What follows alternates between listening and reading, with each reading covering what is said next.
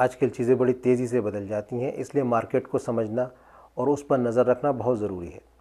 Market को समझने के लिए हमें कस्टमर्स, कंपेटिटर्स और मार्केट ट्रेंड्स को समझना होता है। कस्टमर्स की बात पिछली वीडियो में हो चुकी है।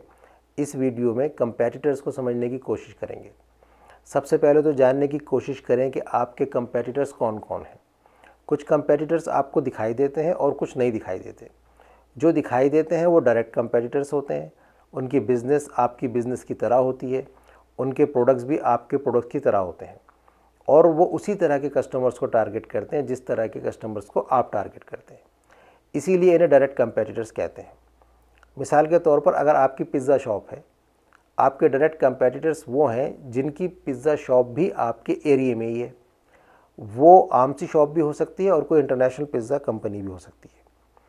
और जो दिखाई नहीं देते उन्हें इनडायरेक्ट कंपेटिटर्स कहते हैं। इनके प्रोडक्ट देखने में अलग लगते हैं लेकिन कस्टमर की ज़रूरत को पूरा कर देते हैं।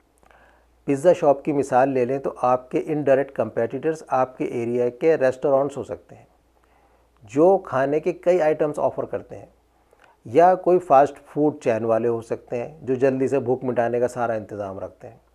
तो देखने में ये लोग पिज़्ज़ा शॉप नहीं है लेकिन कस्टमर को पिज़्ज़ा भी ऑफ़र करते हैं और पिज़्ज़ा के अलावा भी कई चीज़ें ऑफ़र करते हैं।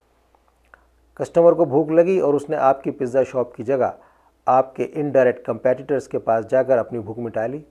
इस तरह उन्होंने आपको कम्पीट किया। आपको एक और तरह के कंपेटिटर पर नज़र रखनी है और वो है फ्यूचर कंपेटिटर। ये वो लोग हैं जो आज आपको किसी भी तरह से कम्पीट नहीं करते लेकिन फ्यूचर में कर सकते हैं।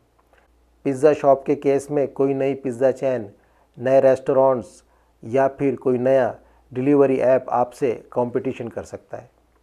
लिहाजा डायरेक्ट कंपेटिटर्स, इनडायरेक्ट कंपेटिटर्स और फ्यूचर कंपेटिटर्स, इन तीनों पर नज़र रखिए और इनको पहचान कर इनके प्रोडक्ट्स और सर्विसेज को समझने की कोशिश कीजिए। इनके प्रोडक्ट्स के फीचर्स और बेनिफिट्स क्या हैं, क्वालिटी कैसी है, प्राइस कैसे हैं, बहुत महंगे हैं, सस्ते हैं या कहीं बीच में हैं, क्या कोई ऐसी चीज़ है जो इन्हें दूसरों से अलग करती है। कंपेटिटर्स के बारे में जानने का सबसे बड़ा फ़ायदा ये है कि कोई ऐसा गैप मिल जाए, कोई ऐसी कमज़ोरी मिल जाए जिसको आप अपने लिए अपॉर्चुनिटी में बदल सकें। इसलिए ये सारी इन्फॉर्मेशन कलेक्ट करते वक्त आपको इस अपॉर्चुनिटी को तलाश करते रहना है। चलिए देखते हैं कि और क्या क्या इन्फॉर्मेशन कलेक्ट कर सकते हैं। गिनते जाइए और नोट करते जाइए। नंबर 1, वो अपने कस्टमर्स तक पहुंचने के लिए कौन से चैनल्स यूज़ करते हैं, उनके मार्केटिंग कैंपेन कैसे होते हैं। नंबर 2, वो सेल्स कैसे करते हैं, कस्टमर्स उनके पास आते हैं या उनकी कोई सेल्स टीम है या उनकी सेल्स ऑनलाइन होती है। नंबर 3, उनकी कस्टमर सर्विस कैसी है, क्या कस्टमर उनसे खुश रहते हैं।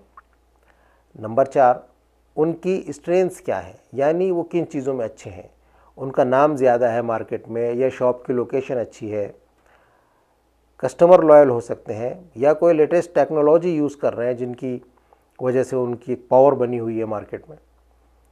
नंबर 5, उनकी कमज़ोरियाँ क्या हैं, कोई ऐसी नेगेटिव फीडबैक जो उन्हें हमेशा मिलती रहती है या प्रोडक्ट में कोई फीचर्स की कमी वगैरह हो सकती है। बस 5 पॉइंट्स पर बस करते हैं। ऐसे तो बहुत सी चीज़ें हैं जिनके बारे में इन्फॉर्मेशन कलेक्ट हो सकती है और उससे फ़ायदे उठाए जा सकते हैं, लेकिन जितने पॉइंट्स पर बात हो गई है एक अच्छी अपॉर्चुनिटी ढूंढने के लिए इतने भी काफ़ी हैं। और अगर ये पॉइंट्स भी नए नए लगें तो परेशान ना हो, आगे चलकर ये ज़्यादा क्लियर होते जाएंगे।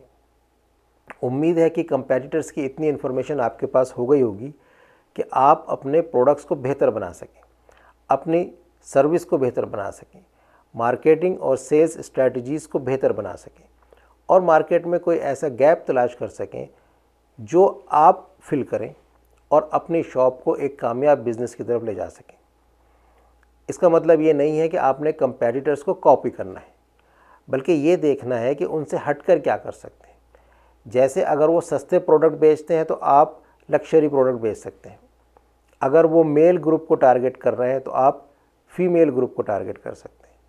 अगर वो हाई इनकम वालों को टारगेट कर रहे हैं तो आप मिडिल इनकम वालों को टारगेट कर सकते हैं। इस उम्मीद के साथ अपनी बात ख़त्म करते हैं कि आप इस टॉपिक को समझ गए होंगे और आप सोच समझकर फैसले करेंगे जो आपकी बिज़नेस की ग्रोथ में मददगार होंगे। Thank you and see you soon. Good bye.